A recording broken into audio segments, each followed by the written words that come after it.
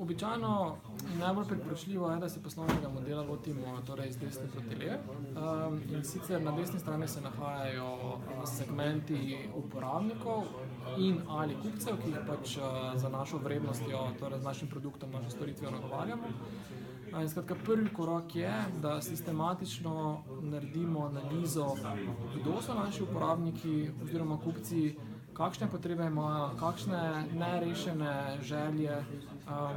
imajo, kaj so njihova pričakovanja, kaj so njihove izkušnje z obstoječimi rešitvami, ki jih uporabljajo za dosego njihovega cilja, kaj so njihove bolečine.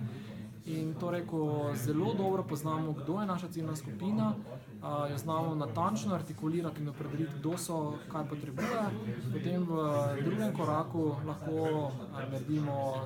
torej izdelek ali pa storitev za njih, se odločimo in znova sistematično setiramo, preko katerih kanalov dostaviti ta izdelek,